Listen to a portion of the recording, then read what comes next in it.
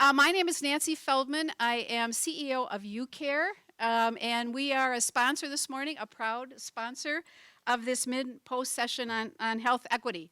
UCare is a health plan with about 450,000 members throughout the state, and we have an extremely diverse membership, and so health equity is an issue that we have been interested in for many, many years and worked on for many years, as I'm sure all of you have here. We appreciate your interest and your participation today, and we are certainly at UCare proud to be sponsoring this session. So, without further ado, we will get on with the program. I would like to first introduce Andrew Putz.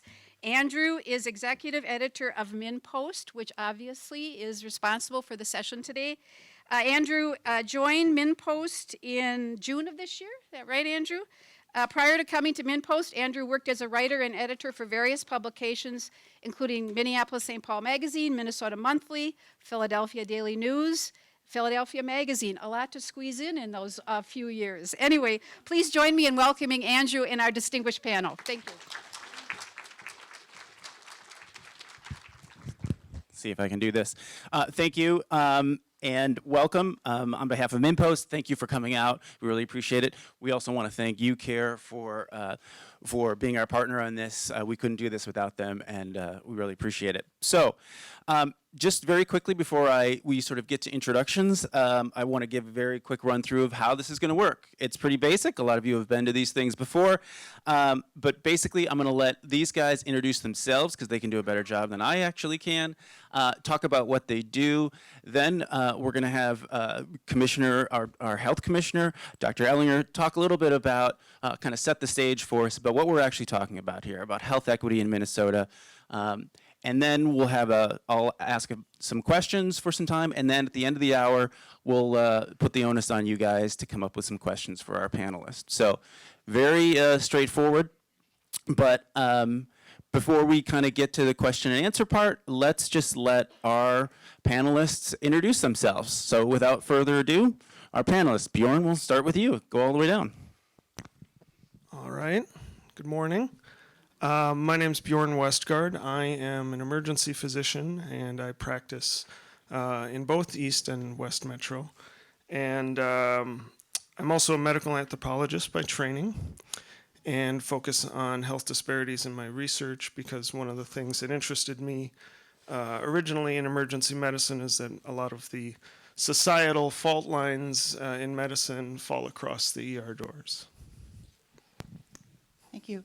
Good morning. My name is Julie Brunner.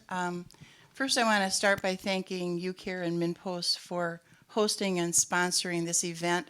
I'm particularly disappointed that I decided not to wear my Fitbit this morning, so I did not get credit for any of those flights of stairs. I'm like furious. I'm the executive director of the Minnesota Council of Health Plans, which is the trade association for the 7 nonprofit HMOs in Minnesota. I'm Linda Berglin, and I was, in my previous life, a state legislator, both in the House and Senate. I served for over 30 years representing a district in South Minneapolis. I left the legislature to go to work for Hennepin County, and most of the work I do is with the Hennepin Health Program, which is an ACO for the Medicaid expansion population. These are very low-income people who, until just a few years ago, really didn't have ongoing health care product available to them. Good morning. My name is Stella Whitney-West, and I'm the CEO for NorthPoint Health and Wellness Center. We are a federally qualified health center. We have been part of the community in North Minneapolis for about 47 years. And we serve over 23,000 patients. We also have a nonprofit that serves another 10,000. We are an integrated health and human services. We are also in partnership with Hennepin County. So Linda and I actually are partners and colleagues as well. But I'm happy to be here to be a part of this conversation. I think that community health centers, FQHCs, have been involved in this work with health equity for a number of years, so I'm glad to be here to represent their perspective. And I'm Ed Ehlinger, the Commissioner of Health, and prior to that was here on campus, so it's really nice to be back on a smoke-free campus, which I wasn't able to accomplish when I was here as Health Director of Boynton. But also, I have to tell you, it's nice to be here talking about something other than Ebola, but I'm wearing my influenza tie and I have my get vaccinated, so the best thing you can do to deal with Ebola is get your flu shot. So. Okay, and we're going to actually stay down at the end there with Dr. Ehlinger. It seems right to start with you. Earlier this year in February, your department released a report, Advancing Health Equity in Minnesota, that really took an expansive and in some ways very pointed look at healthcare disparities in Minnesota. All the things that are, as the report says, significant, persistent, and cannot be explained by biogenetic factors. Now, I'm sure most of you in this room have memorized this report, as I have, of course. But for those who have not committed it to memory, Dr. Ehlinger, maybe you can sort of give us a brief summary of what that report said, and maybe if there's been anything in the interim that we should know about. Well, Andrew, let me give you a little context of how the report came about, because I think that will inform, the discussion.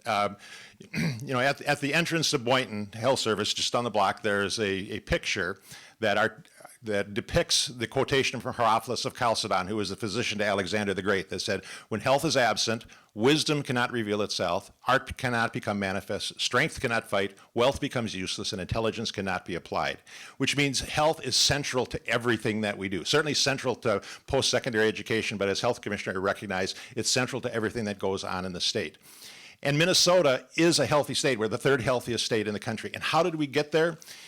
The first time I was in the state was in 1973, and I picked up that magazine, Time magazine, with Wendell Anderson on it, you know, the Minnesota Miracle. And I looked at that just recently. And what was the Minnesota Miracle? We invested in the public good. We invested in education. We invested in infrastructure. We invested in housing. We invested in economic development. And we invested in a healthcare system that took a population-based approach that really focused on prevention. It's not unusual or not unique or surprising that we have health maintenance organizations and managed care and group practices that really take a more population-based approach. So I think that investment in the public good and the investment in a medical care system that takes a more population-based approach than most other places helped Minnesota be healthy. Well, we changed that in the 80s, where we stopped the investment in the public good and was more an individual responsibility. And at that time, where we cut public health and we started to invest more in the medical approach, that's when our healthcare costs started to rise and our health disparities started to increase. You can see that if you start looking at sort of what happened around between 1979 and 1985. So when I became health commissioner, we started to look at the data and recognized our population was changing dramatically, and we had huge disparities between whites and people of color in particular in this state. So we put together a group of folks to look at what it would take to really create health in this state, and we started looking at what creates health. And our group really started to recognize that we have the best medical care system in the world, I believe, but yet we still have disparities. And it became really clear that we could not treat our way into health equity. We could put and most of the resources have been going into the medical side. We're one of the few countries in the world where we spend more than half of our Health and Human Services dollar on medical care, as opposed to a more balanced approach to medical care, public health, and human services. So we had a community group look at this and realized we had to do a report on advancing health equity. So we went out to the community and asked for their feedback, their input. And from that input of around the state with over 1,000 individuals, we then put together the Advancing Health Equity Report, and then went back to the community and said, did you hear your voice in that report? And if they said they did not hear their voice in that report, we went back and rewrote it. And I think that's important because it's that community input, because what has happened with our report, which points out the fact that the common narrative that health is about medical care and personal choices is inaccurate. Health is about policies and systems that systematically and routinely disadvantage some populations over others. And that report came from the general community, and that report has been embraced by the community. And it was pointed out, in particular, when we gave the report to the legislature, because Governor Dayton said this was an unsession and we don't want to have any big ask. You know, don't be too, you know, asking for a lot at the legislature. But actually the community came forward and said this report is so powerful because particularly you identified the issue of structural racism, which we've been living with for a long time. They came and really did some advocacy for us, for the community as a whole. And we got some resources, we got some policy changes, and we got some direction to move forward because the community was there. So the report has generated a lot of interest, has really generated a lot of support, has generated a lot of partners, and has taken on an approach that health equity is about a health in all policies approach, that we need transportation and housing and economic development and corrections and education all to be at the table to do this in addition to the medical care system. That health equity is a community issue, it's not a health care issue. And so we've been getting a lot of feedback from the community. We've been getting a lot of support nationally, and particularly, I think, which is nice for Minnesota, when I go to national conferences, my colleagues, health commissioners in other states saying, you can get away with saying structural racism. And I said, well, our job is to tell the truth, use the data to tell the truth. And in Minnesota, people accept that. And I think that's one of the reasons why I think we can be a leader here in advancing health equity in Minnesota. Do you think, we'll get to some more pointed political questions a little bit later, but do you think people, policymakers in particular, but even the general public, understand the difference? Do they get it, that difference between health and healthcare? And we are talking about two very different things that are inextricably linked. Do all of the panelists, I mean, do you feel like the policymakers, in particular you run across, do they understand that? Are we at the point where that is, you don't have to explain that? I don't think people get that. The common narrative, as I said, is that health is about medical care and personal choices. If you just ate well and exercised, used your Fitbit, which I do have on, you know, you'd be healthy. And so we've actually, I mean, I've been working on this for longer than being as health commissioner. Really, we started this probably about 10 years ago to actually start changing the conversation. It takes a long time. And we actually have part of our Advancing Health Equity report is to develop a team to work on narrative, because that narrative is so important in changing the conversation. And you'll see it today. It'll be so easy to go back into the medical paradigm, which, you know, we have a lot of folks here, you know, with medical background, but it's what we're used to talking about. So it takes a long time, a lot of effort to change that narrative. I think we're working on it. We're helping do that. I think we made a lot of progress in the last couple of years, but there's a long way to go yet. Other panelists, do you guys agree? Well, yes and no. and I would say that I do agree that it's going to take a long time, that the conversation has just started.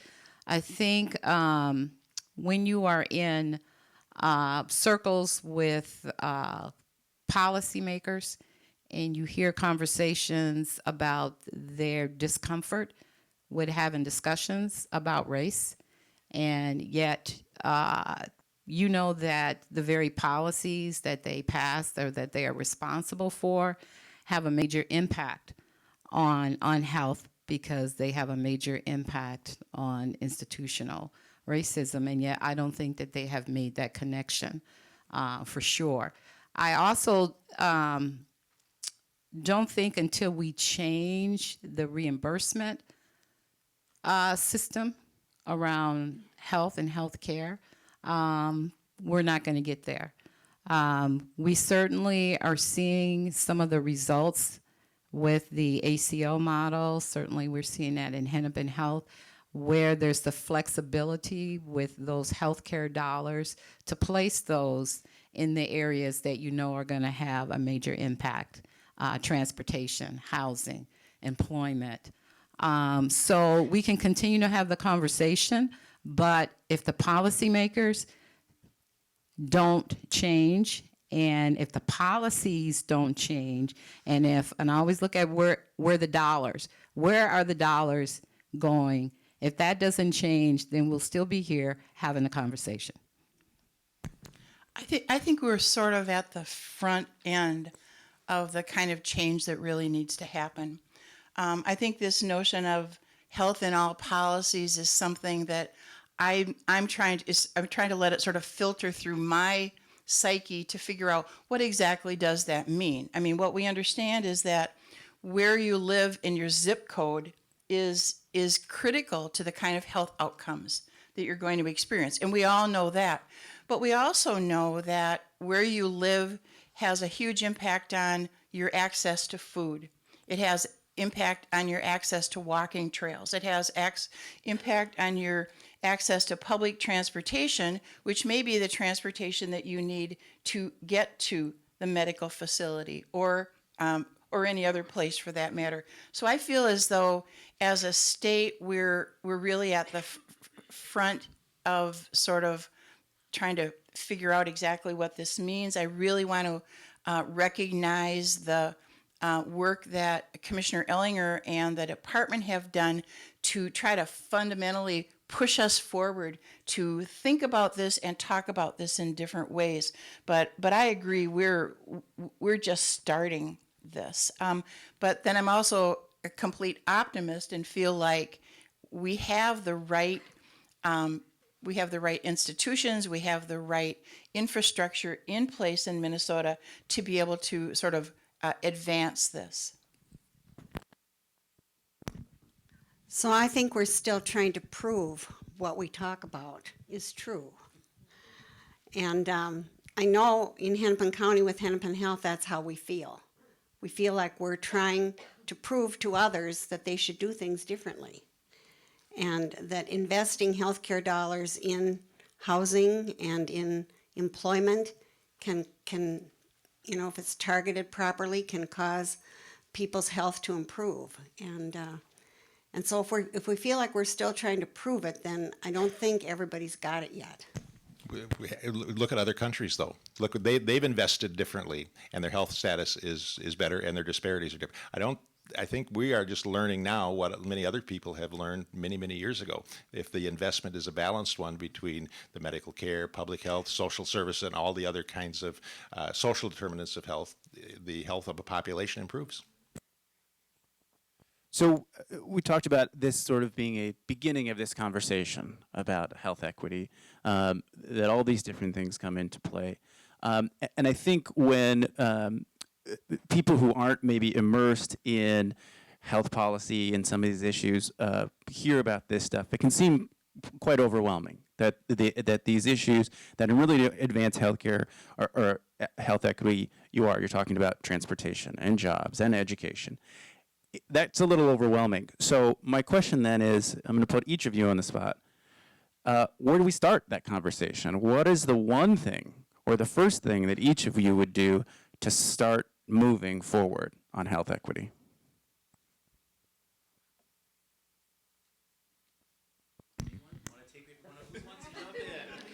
Well, for us, it only makes sense to start with the sickest people.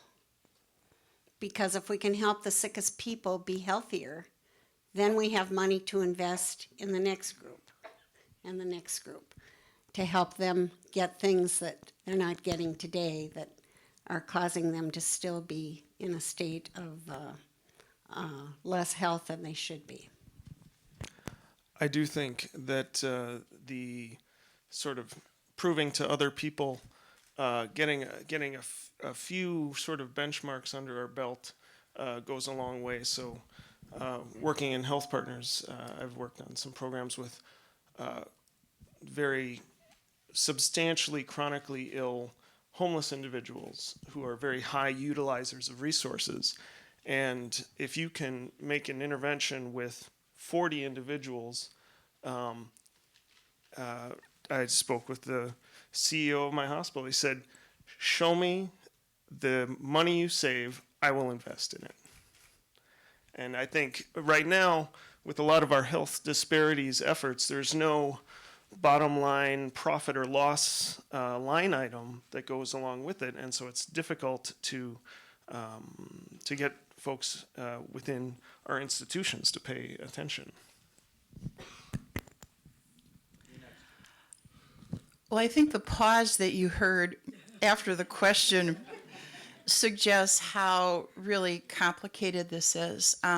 So I'm going to say, in addition to what you've heard, I think one of the things that has to happen is that other institutions, besides the healthcare institution, have to begin to feel that they are responsible and accountable for health as a part of the decisions that they're making.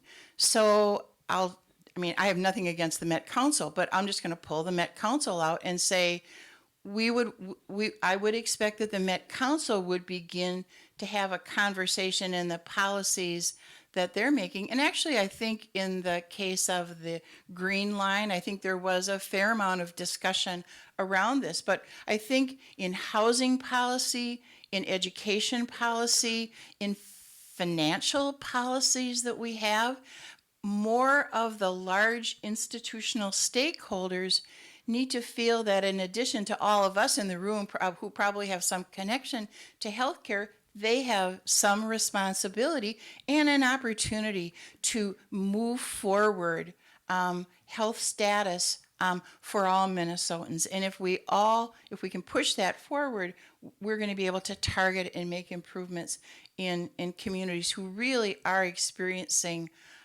unacceptable disparities in health outcomes. Well, for me, where I would start would be with the community, and particularly the community that's most impacted. I have been in positions where I have had the documentation, have shown where, this approach saves millions of dollars, and yet the same policies continue. So I've made up my mind that unless you change the policy makers, you're not going to change the policy. And so how do you change the policy makers? Thank you. The voting. And oftentimes I've been in situations where I'm like, I don't understand it. What is going on? And every time I say it's political. It's not logical. It's not even scientific. It's political. And then I said, that's where you have to start. So, and I think that starting with the community that's most impacted, getting them angry to the point where they realize that, you know what, you can change your situation a lot faster by voting and really getting a better understanding about how policies that you wouldn't even have thought about have a major impact on the reason why you have chronic disease, illness. Probably haven't even made the connecting the dots. But I think it's incumbent upon us, all of us that do recognize that and do know that until there is a shift and a change in the policymakers and the balance of power, not a whole lot is going to change. And we have to be willing to have those kinds of courageous conversations and actions.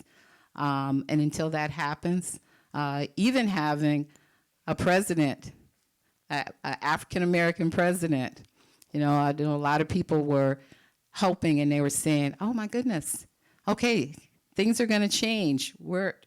Okay, here we are.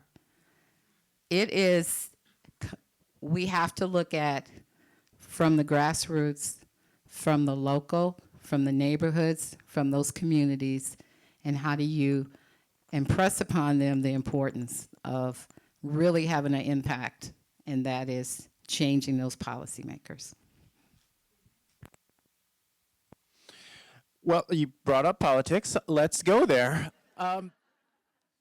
Do we have a lot of this stuff requires a tremendous amount of leadership, not just individually but collectively. Is there the political will to address this in a meaningful way? At least, is there the political will from the leadership that we have right now? Nobody wants to jump into that. Well, you know, fools rush in. I think there's a great deal of interest and a great deal of support from political leaders to try to do something about this. But I think when you then go to the next level to say, okay, what are the strategies? What are the tactics that need to be employed? That's where I think there's probably some disagreement. There are a variety of opinions. Many of you in this room know how the legislature operates, and it tends to be a lot of consensus, a lot of compromise.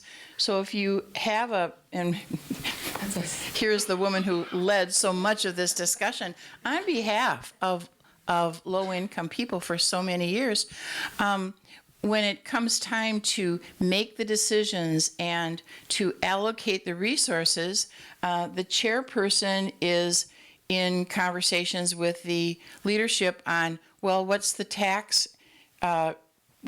reduction we want to do this year, and how much do we want to try to continue to hold tuition costs down at higher education? I mean, it's that push and pull of all the competing interests. So is there the interest and support? I'm sure that not a single leader, a single legislator would say, oh, I really, this is what I think should continue. But the next step is, what are people willing to do? And I guess that's really what the political will is, Andrew, so I don't have an answer, and I'll be quiet. Please do. Well, I agree with Stella that nothing's going to change until we change how we deal with the money. And that's part of the reason that I'm with Hennepin Health, because we have a payment model that allows us to change the way we use the money. But it's not widespread enough. And when you start talking about changing how you spend the money in healthcare, people get really nervous. I mean, it isn't just the governor or the legislators or the mayor or the county board. I mean, it's the leaders of your community get nervous, because what if we don't have enough people in our hospital? And what does it mean then? Does our hospital close? It really requires the willingness to give up your own piece of the pie in order to have a whole pie. And it really means that everybody in the system needs to change how we do things. I mean, would it be so bad if we didn't have so many people in hospitals because more people were in housing and weren't homeless? And healthy. Right. Bjorn, you nod your head every time someone mentions the way money works in the healthcare system. Talk about that. What are your thoughts on this? Well, as I would just like to second Stella's comments as well.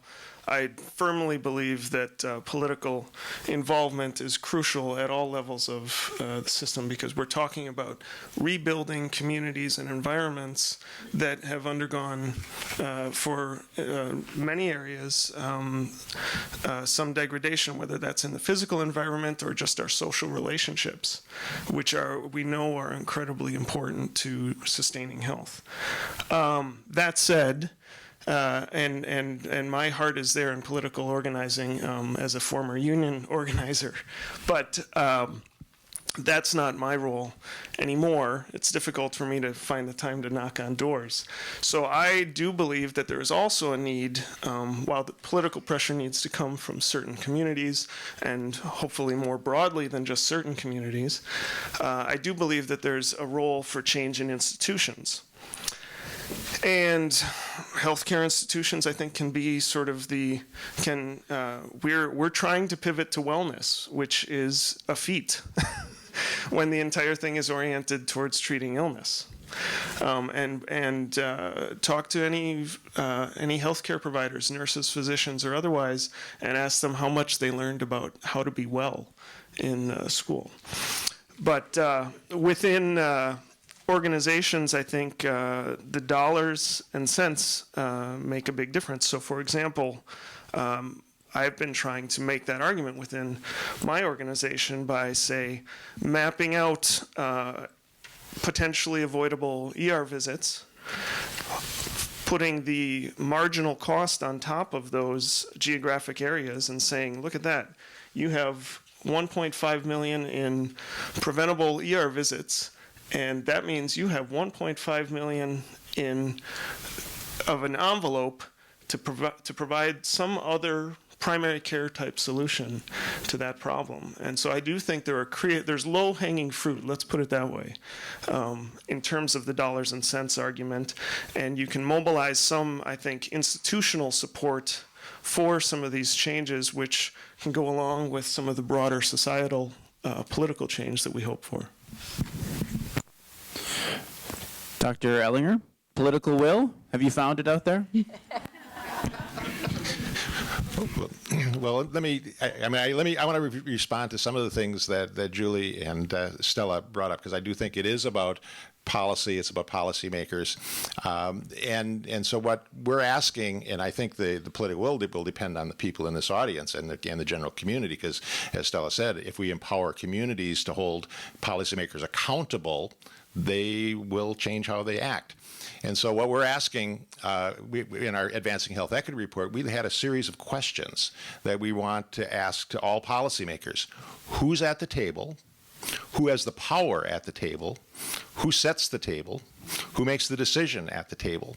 And so when you're talking about investments of public dollars, who's at the table? And what are the values behind the discussions? And what if, because most times the values behind it is what's most efficient and what's the least costly. What if health equity was the value central to all of policymaking? What if health equity was at the core of what's going on in the decision making? So what we're doing with the cabinet, the Health in All Policies approach, which I've assembled all the cabinet members to talk about their role in advancing health equity. So Charlie Zelli and transportation, if equity is central to what you're doing with roads and bridges and transportation, how will that change your policies? And Brenda Casilius, the same thing, and Tom Roy in corrections. What if equity is at the center? And they're starting to change how they think about that. And then who's at the table? I asked the hospitals about that with the community benefit dollars. Who's at the table making the decisions about those community benefit dollars? And what are the values behind it? And who has the power to make those decisions? So I think if we empower the community, I'm seeing the power of that community. The community organizing is really a public health tool. And as communities get engaged, they can make a difference. So, for example, we did an income and health report that pointed out the fact that if you increase from the lowest quintile to the second lowest quintile of income, you increase your life expectancy by 3.5 years. The union representing Target workers took that to Target and made the case and changed the policies of Target around responsible contracting. The community has a lot of power to hold the policymakers accountable. So I think the political will really depends on how engaged we can get the community. That's a good segue into, let's talk about stuff that, when you guys maybe talk about health equity, I'm sure people want to know, well, what are things that work or initiatives that people have actually taken to sort of move the needle on some of these things? What are examples of it? What are examples of something that works? Well, I can speak from our experience at NorthPoint. So there's a couple of things that we have done that are helping to move the needle. And so I think one of the most important things that we've done is looking at the data. And looking at the data based on race, culture, and ethnicity. And looking at that data on our quality outcomes. And also looking at that data by providers and by teams of providers. And it has become routine for us to do that. And I was kind of surprised when I learned that this is not normally the case in other major healthcare environments. They don't look at that data and compare that data down to the provider. And it makes a big difference because when providers are looking at that data and they're doing it in an environment where they can actually have the conversations. They can do it in an environment where they're learning and in an environment where they understand that culture does matter, and in an environment where they're also learning how to be culturally responsive. That makes a difference. And so we've seen that. We've seen that happen. So we're starting to narrow the gap. I also think that engaging the community differently.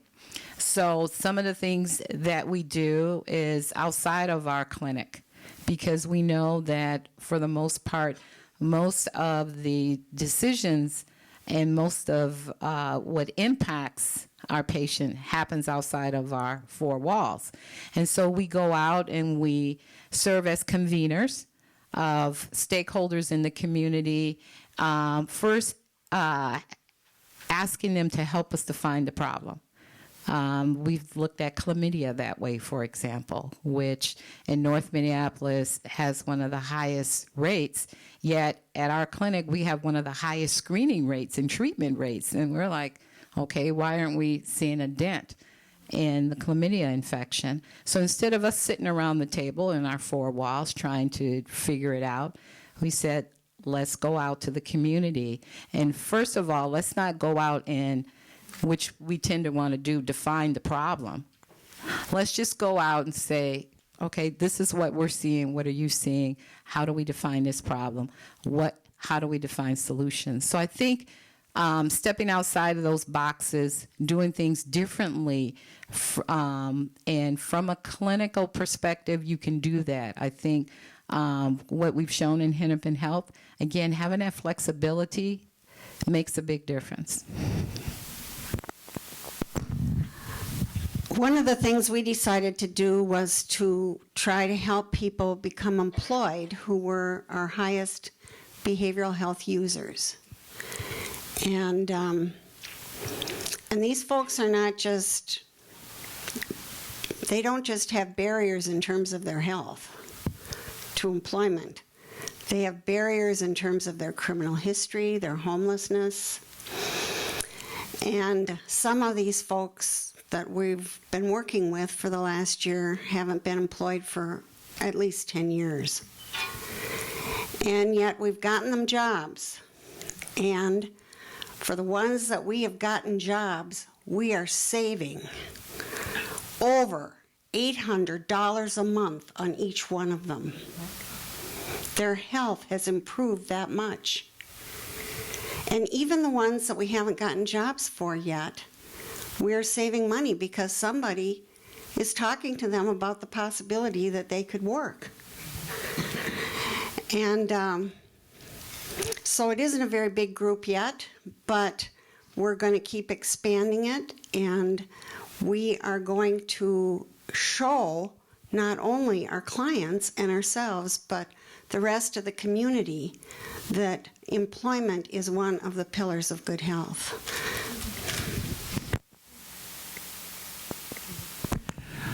Well, I want to sort of echo Stella's point about data. I know from the perspective of the health plans that data is a valuable asset in trying to focus the work that they do around health disparities. And I could give you specific examples of initiatives from different health plans, but I work for all the health plans, and one of my bosses is sitting in the front row here, and so I don't want to lose my job over this, but there are many, many discrete and focused efforts that all the health plans make. Colorectal cancer screening, breast cancer screening, smoking cessation. I mean, the list goes on and on in terms of being able to use the data that the plans have and then turn that into actionable efforts to try to focus in on these kinds of things. Sometimes I know that most of the plans partner with community organizations to focus on work in the community, educational opportunities, a whole myriad of things that go on. So I think data is very powerful, and I think not only the payers but providers as well are using data more all the time to really zero in on opportunities for making those kinds of changes. I think Hennepin Health has really done a remarkable job mining down into all the information that the county has available, which is broader than just individual medical provider, to try to really advance the ball down the field. Well, I think that Hennepin Health has that advantage, which is nice that you can have that intersector cooperation.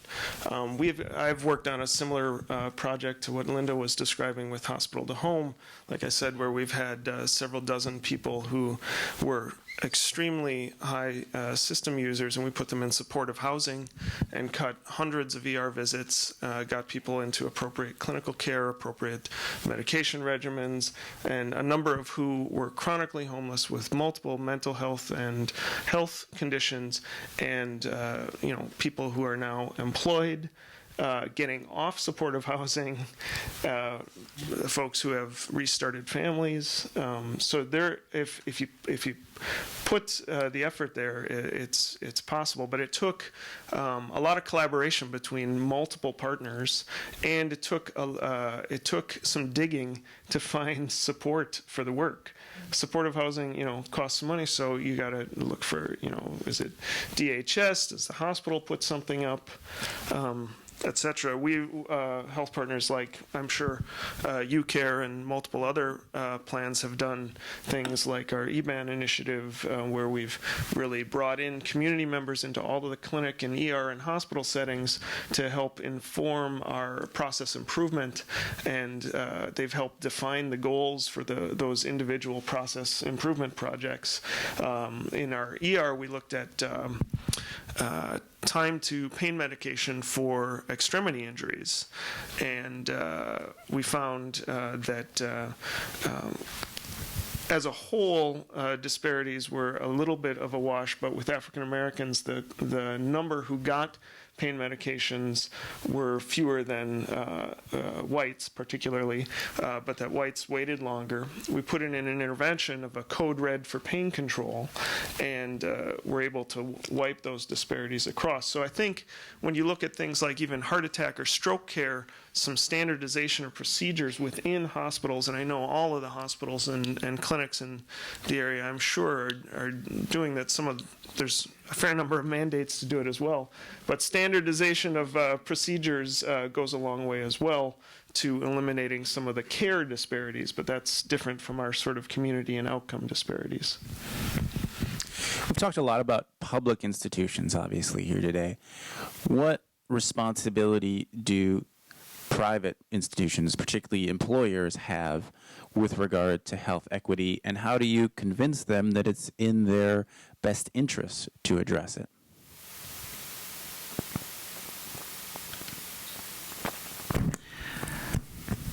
Fools rush in. What I can tell you is, in talking with the folks that I work with in the health plan world, there's not a single employer that provides health coverage to their employees who does not want every one of their employees to have the best health outcome possible. And so what I do know in the design of products that are sold, there's a huge emphasis on assessment and screening. I mean, there are many of the sort of the wellness focus, and those kinds of tools are being built into the kind of products that employers are purchasing and providing. There are incentives that are a part of your healthcare package. So if you go to the Y 5 times a month, you might get a 10. I don't know what the incentives are, because I don't have that. But I mean, there are these kinds of incentives. I mean, they're building benefits into health products that really are focused on trying to ensure the best healthcare status for employees, because employers understand that if your employee is well, they're going to be more productive. They're going to show up. They're going to be able to come to work, and they're going to be able to be productive.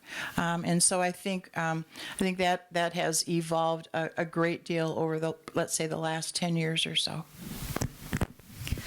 I would also add that employers are looking at the census data, and they're looking at where their future workforce is coming from. And it's coming from those very populations where the health disparities exist. And so whereas health care and their health care dollars are a significant part of their expenses, I'm sure that they are focused, or if they're not, they should be, on making sure that health equity is part of their conversation as well, because I know certainly is the conversation that is happening at the county. It's almost like we're running to catch up to ourselves, because there's a significant and this again is a public sector, but I'm sure it's the same that we're hearing in the private sector, that they have not done a good job planning. And so now looking as to where their future workforce is coming from, knowing that they're going to have to pay attention to all of those factors that go into having a healthy workforce, education, transportation, those kinds of things, housing, and it's a real issue.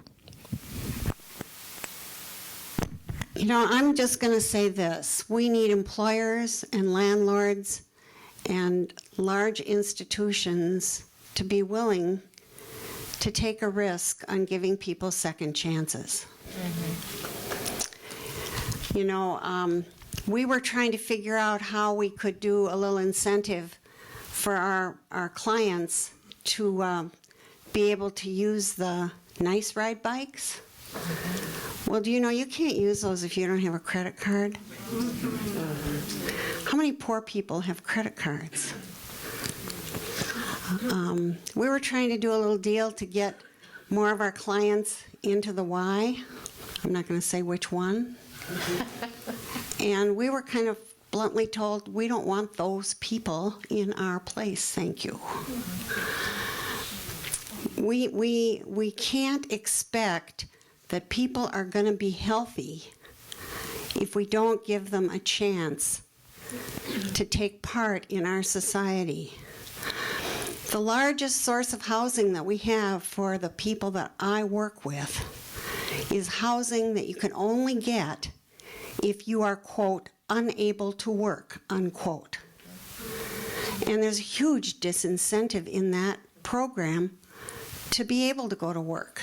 So I guess I'm thinking, you know, employers are one of the pillars in our society that help break the barriers, and we need people to help break the barriers.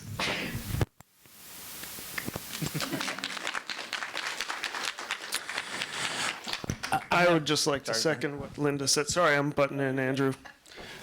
Because there's a good deal of moralizing that's out there about disparities, and a lot of which is some blame the victimdom. And I see it in the ER with you know, folks who show up in the ER. And very often, if you work 9 to 5 and can't take a day off work and are going to get fired if you take a sick day or stay home with your kid, ER is a completely rational choice. You can get comprehensive, quality care any time of day. Makes sense. And so one of the things that I fight against every time that I'm practicing and training is some of that moralizing. And just to say, hold on here. Who's in the room? You know, why are they here? Let's just think about this and not prejudge. And so there is a lot of cultural change, a lot of attitudinal change that I think has to happen as well. So you know, because of our fireworks at the beginning, we're probably going to go over a little bit. This was when originally we were going to open it up to 2 questions. We're still going to get there, but there's a couple more things I'd like to sort of get to before that. But people should feel free to. Nobody's going to be mad if you have to get up and leave. We understand you all have busy lives, so don't worry if you have to get up and go. It's about 8:45 now, and we know we had planned on stopping at 9, but we may go a little over. So just a programming note. One question, I guess, what is, for each of you, what is a worry that is on the horizon for you, something that has the potential to affect health equity in Minnesota that could stall or even reverse whatever progress that has been made? What scares you out there? Wow, there's a lot that scares me, but I also have a lot of hope. But I think that probably what worries me the most is that people will take, particularly I'll just say white people. I'll just say white people, or people may distance themselves, and it becomes a situation where it's, well, it's their problem. It doesn't impact me. I'm just going to stay over here, and I'm going to further move out away from the cities, or I'm going to move away. And that becomes a disaster, because I hope that people have learned that we are all connected, and there's no way that you can isolate.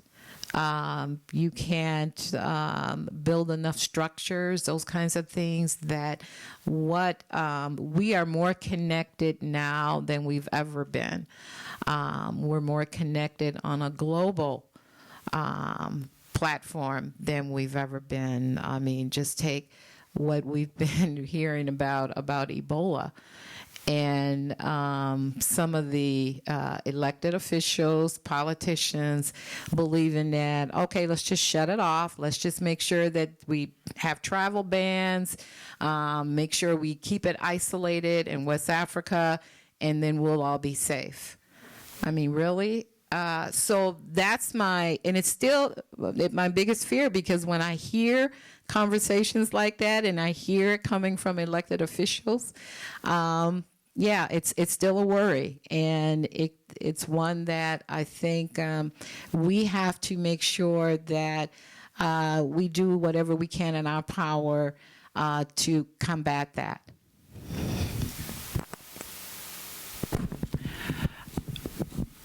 Well, I'm optimistic at one level, because I think the discussion that is evolving in Minnesota is the right discussion. What I'm really most worried about is how vitriolic and partisan the national political discussion has become. And I think what's a perfect example of that is the ongoing rhetoric around the Affordable Care Act. We're 4 years into it. We're not going to turn it back. It's not going to be repealed. And yet, every day, there's some additional comment or screeching from someone who hates the law. And it doesn't seem to be subsiding. And I think it is illustrative of sort of how the partisan divide in this country seems to be becoming sharper. It seems to be a brighter line. There's just less willingness to sort of move toward that compromise position in the middle. And I don't think, I just don't see that easing, and I hope that it will begin to ease. But just the national election and what's going to happen to the U.S. Senate. I mean, I'm very concerned if the Senate does flip, and no offense to anyone in the room who may want the Republicans to take it. It's more, how is the discussion going to advance? How are we going to solve the problems that we're facing as a country with the rhetoric being so sharp? I mean, Minnesota's different. We're more moderate. That's where my optimism comes from. Is maybe we could sort of at arm's length try to solve our problems in the more collaborative way that we have tended to do it here. But even in Minnesota, I've seen that rhetoric sort of sharpen over the last few years. Anybody else want to jump in? I would say I worry most about something happening that will cause our community to go into recession again. It is when we are involved in the politics of scarcity that I get the most worried about how we are going to do in regard to the issue of health equity. Commissioner Ehlinger, what out there concerns you? Well, we've been trying to address the concerns all along, but I do think that my fear is that we, sort of what Julie was mentioning, that we give up on investing in the public good, that we make health an individual responsibility. And that's where I think we got into trouble. That's where some of these things are, because we stopped investing in the public good. And so I do think there's a role for government. And I think if we keep saying, demonizing government, smaller the better, we know that there's a role for government to invest in some of the things. We're just looking at one of the examples, the SHIP program throughout the state. A little bit of public investment, a little bit of public leadership has brought the business community together, the education community together, the human services community together, the healthcare community together in a community leadership approach to decide how to invest in those communities in a policy system and environmental approach that has really paid huge benefits. We're seeing that also with Hennepin Health. I think it's a great example of how, with more public oversight of how to invest properly, that you can actually invest in things that create health. That's what we need to do. But if we don't have a role for the public sector, if we don't have a feeling of investing in the public good, if we make it all an individual responsibility, we're not going to achieve what we want to achieve. Okay, we've been at this for about an hour. I think it's time for you guys to take over.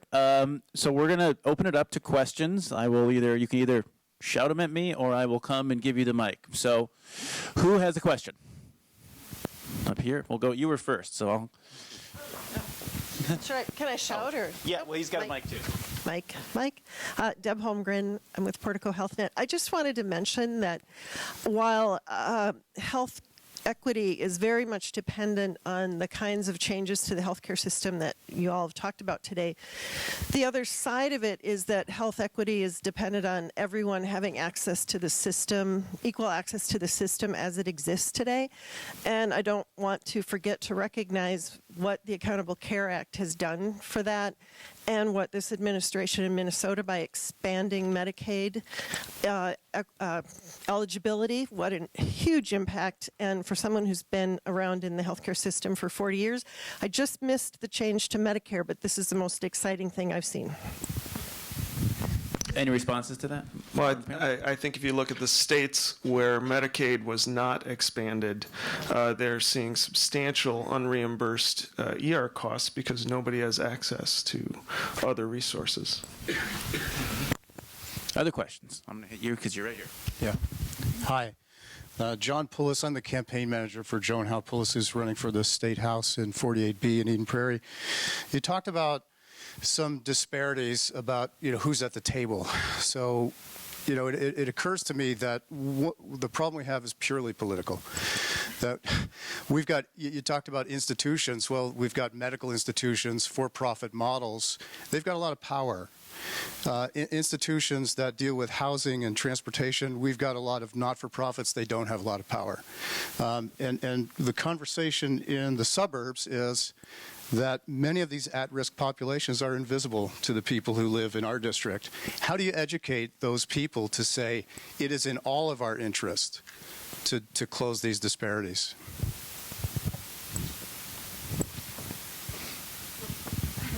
Anyone? Well, I guess I would just start by saying that it isn't about whether you're for profit or not, because our healthcare system in Minnesota is not for profit. Our health plans and our hospitals and so I think it's more about acknowledging that we need to do better, and we need to have systems that hold us accountable to doing better. And it's true in housing as well as in healthcare. I mean, I can't tell you how hard it is to find a landlord, even for somebody that's had a job for 6 months, who is willing to rent to somebody that has a felony on their record. It's really difficult. So everybody needs to be willing to try to do better. And I'm not saying landlords should just, go rent to anybody, but when you've got a support system behind somebody, landlords also have to be willing to take a chance on it, and that includes not-for-profit. I can tell you, I could name them, I won't. The not-for-profit developers that have public dollars year after year who will not let somebody with a felony come into their building. I would say that if you look at all the efforts that the health plans and healthcare institutions are working on, or Hennepin County institutions in Ramsey County, one of the things that they've all had to do, I know Health Partners started it about 10 years ago, was collect the data. Actually gather the data, because you can't tell anybody that there's any kind of disparity until you can show that there's a disparity. And so I think the data that Julie's talked about is a huge issue. And there are resources to find out that data in Eden Prairie in terms of census records. The U of M has some publicly available records where you could get all of that, including health data out of the University of Wisconsin, some of the community data that's there, and you can find out all about the disparities in your community and the health needs. You're correct in the fact that everybody benefits when everybody benefits, as Paul Wellstone said. Even the people at the top benefit with it when we have decreasing disparities. And I think one of the things that's really coming out that I need to look at the data, the comparisons between Minnesota and Wisconsin, the comparisons between Minnesota and Michigan, as we're looking at the public policies that are coming out of these states and the approaches that we're taking of taxing the top 2%, increasing the minimum wage, having all-day kindergarten, having same-sex marriage, having a tobacco tax. We're seeing the benefits of that occur compared to some of these other states that I think businesses are starting to understand that the quality of life, the investment in the public good, reducing disparities actually is part of the economic engine, is part of what makes Minnesota a place where you want to live. And I think it's those kinds of experiments, those kind of comparisons that will move the business sector, will move the private sector forward in some of these equity efforts. And I will just add, so you said Eden Prairie, which is part of Hennepin County. So one of the things that you can do really quickly is look at, so Hennepin County tax dollars pay for uncompensated care. And over the years, certainly since I've been involved with the county, that dollar amount has started to decrease. I think when I first started working at the county, it was almost close to $30 million a year in uncompensated care. And now it's down to about 22, 24 million. And a lot of that has to do with a lot of the work that we're doing around with HCMC and around Hennepin Health. Being able to look at how do you do those emergency room diversions and those kinds of things, looking at where the high cost of care. So it does impact those. And so I think those are some of the kind of easy ways that you can show. As well as, and I think too, looking at the data, being able to make those connections. Other questions? Yeah, I have one. Oh, very good. I'm Dave Feinwachs, and I have a question for Dr. Ehlinger and Julie. The Affordable Care Act allows 5 things to be considered in rating premium, one of them being geography or location. Do Minnesota's nonprofit health plans favor increasing the number of geographic areas that can be used in rating? And wouldn't that create greater health care inequity? And what is the view of the current administration on increasing the number of geographic rating areas? We haven't had that discussion at the council. Most of the time of the plans around rating and so forth over the last couple of years has been focused on trying to work with MNsure just to get the system that we do have in place operating smoothly. So it's not an issue that we've taken up or have taken a position on. Yeah, we have also, at least the health department has not had those discussions, but if we have those discussions, we'll have health equity as the center point of what the impact would be, and that would be the lens that we would take in those discussions. All right, other questions? Anybody over here? Let's talk about geography. Thank you, Larry Struck. If we can agree that the issue is inequity and inequality, and that perhaps the solution lies in the political realm primarily, it may be helpful to look at the larger political discourse taking place on issues of inequity and inequality. For example, the blockbuster of capital in the 21st century and how inequity in a broad economic sense, not just in the United States, but worldwide, particularly in the developed countries, has now become one of the central talking points in politics in many, many countries. And just recently, the chair of the Federal Reserve in the U.S. has focused on this.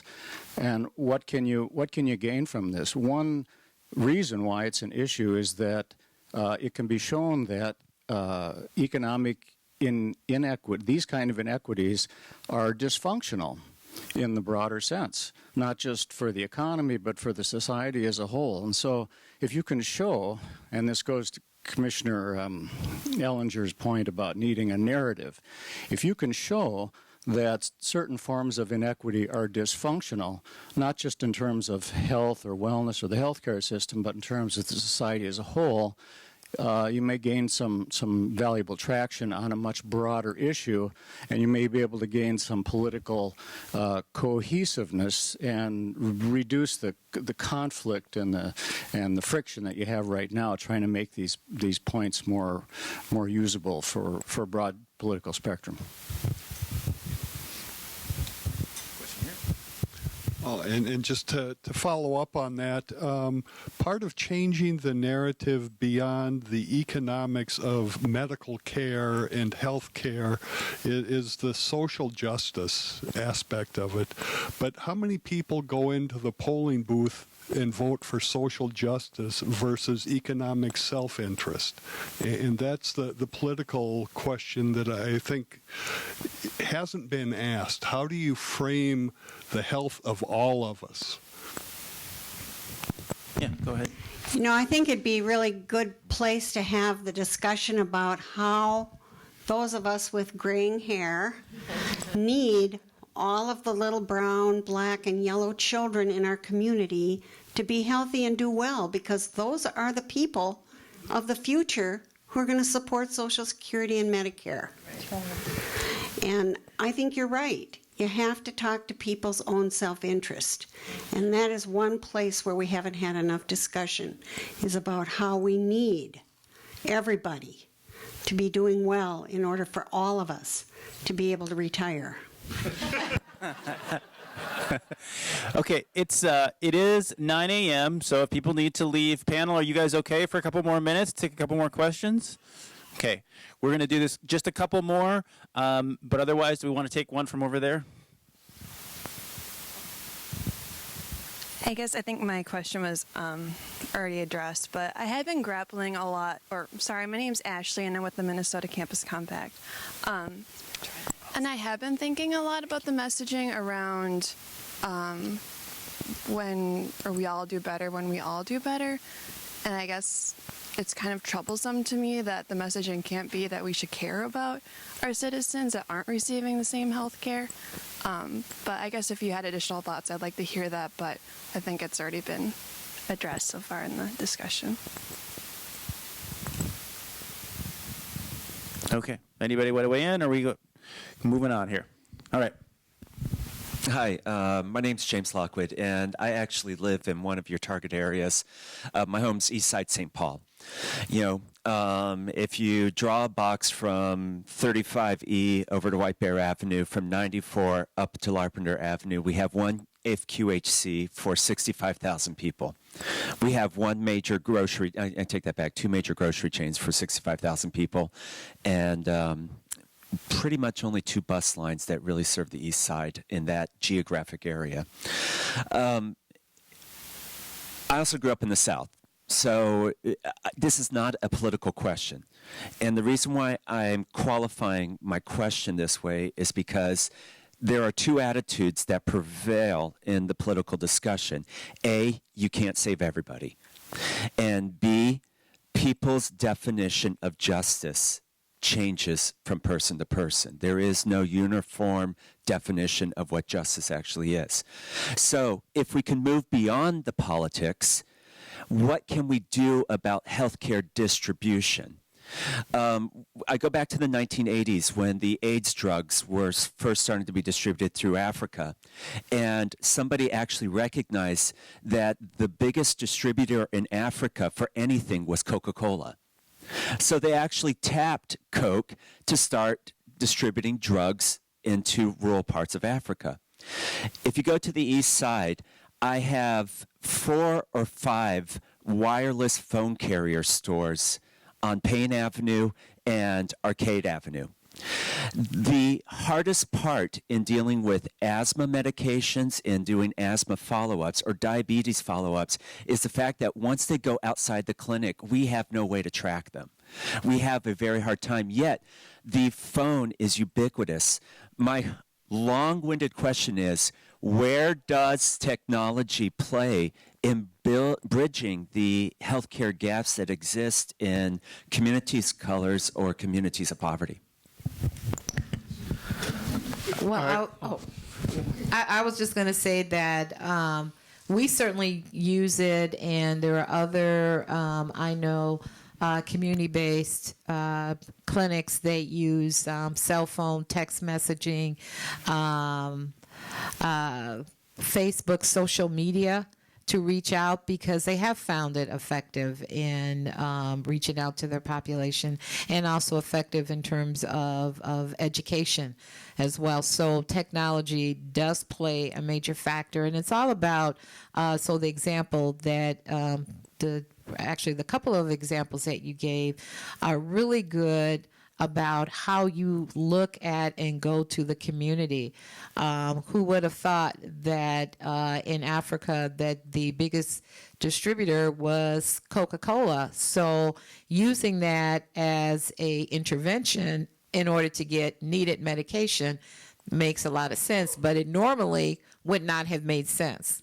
But going out to the community, being able to be open and thinking outside the box is where you get those kinds of results. I think you asked a both-and question. I think technology is certainly important, but in the past, when we focused on technology as our savior, we've negated some of the other things that really need to address. So I think we need to look at the policies. Why is there only one clinic in that area? Why are there only 2 grocery stores? Why is there not good public transportation? Those are policy issues that cause that to happen. So I think while we're looking for some fix on some of the things with technology, we really do have to look at the underlying policies that put things together in the first place. I think some of our panel has to leave, so we're going to take one last question, and it better be a question. All right. It's a real question. My name's Sarah Greenfield. I'm with Take Action Minnesota. And I'm wondering, I heard a number of things about where individual health plans or individual systems, ACOs, are doing really important work related to these, incorporating a broader understanding of health. And I'm wondering, do we reach a limit, or is that enough and we just expand it in terms of what we can accomplish in those sort of bucketed, and I don't speak poorly of self-interest, we talk a lot about self-interest, it's important, but so within the individual self-interests of each health plan or what each group has in terms of their data, can we just expand that, or do we need another systems level up, and what would that be? Well, I know what I would like, which I do think in working with the medically complex individuals and trying to work on healthy food availability, where East St. Paul figures heavily, and preventable ER visits, also where East St. Paul figures heavily. Trying to get data from a broad range of sources would be useful, and I do think that it would be useful to have inter-system, some sense of an inter-system data system. When we look at, say, the Camden, New Jersey efforts in hotspotting, they have real-time collaboration between all of the health systems, putting all their data into one collaborative institution. You can look at Washington State, where they originally tried to limit all ER visits, and they've reworked that system with a lot of help from my professional organization to be one where at arrival to a clinic or an ER setting, the state now runs a system where someone shows up in my clinic, I can look at all of their visits, all of their scripts, all of their hospitalizations from across the state. And it's incredibly useful in care management, and I do think there is a role for that. Minnesota has some very tough privacy laws that are tougher than HIPAA, and so we've had to work through those. And I think to some extent thinking about that broader systems perspective would be very useful.